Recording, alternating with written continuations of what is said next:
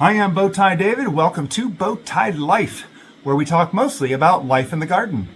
Interesting thing about this house is we are in the garden. I want you to direct your attention over to here. You'll see we actually have plants inside. This house was actually built in the 1940s, long before any of the modern technologies. And the person who built this, Elise Quigley, she had a dream. And she made that dream happen by just force of sheer will. It's very inspiring. Hi, I'm Bowtie Dave.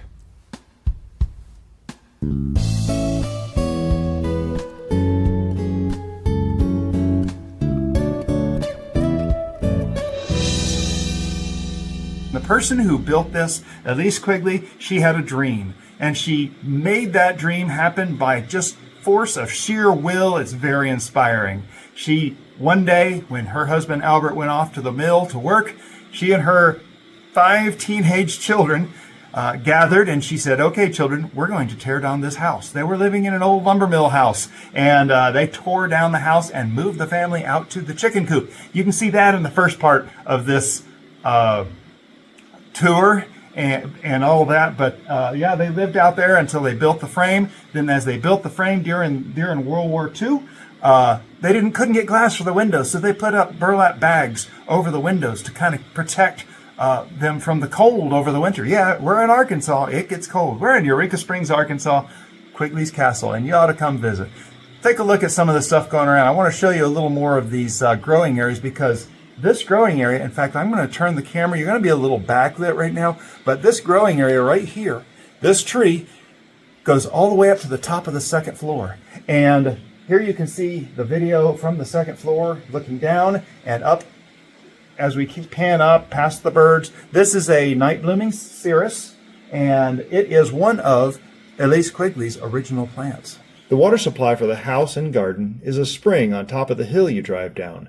The spring water gravity flows down the hill through a pipe that Albert Quigley buried straight to the tank that makes up the corner of the dining room. The mural is painted on the concrete side of the water tank. The painter's name was Ernest Schillings, and he always signed his paintings, by golly.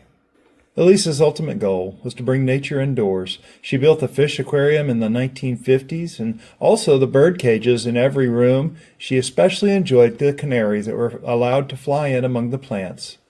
She lined the window frames with mussel shells that she collected along the White River when they built the Beaver Dam. The seashells you see through her collection were bought from the Gem and Mineral Society. Pictured here are the 5 children of Elise and Albert Quigley, 4 of them in their World War II uniforms. Elise would have been working on the outside of the house when the adult children were serving in the military. It must have been very therapeutic to have that huge project to work on instead of worrying. During that time, Albert would have been cutting lumber for the military barracks. The castle is filled with historic collections, with plates in the kitchen, arrowheads hanging, quilts all around the house, and so much more. There is one special collection that I want Gabby, the great-granddaughter of Albert and Elise Quigley, to talk about now. She still lives there. Towards the end of her life, Elise began to experience mini strokes. These strokes limited her ability to get around the garden and continue creating rock structures and pots. Instead, she began to create smaller objects, little pots, picture frames, jars full of butterflies and fossils, and then, of course, her last great project, the butterfly wall. Elise captured butterflies and moths throughout her garden of over 400 different types of perennials. She even raised some from the caterpillar stage into adulthood. She would then preserve these moths and butterflies and then later affix them to the wall. She decorated the wall with rocks and resins and newspaper clippings and old cars along a makeshift highway.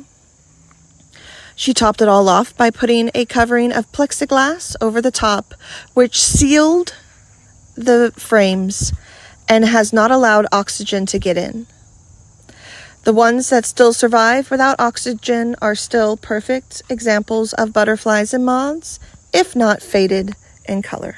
Thank you for watching today. I hope you've enjoyed looking through a bit of history and maybe even help you plan your next trip to the West Arkansas area.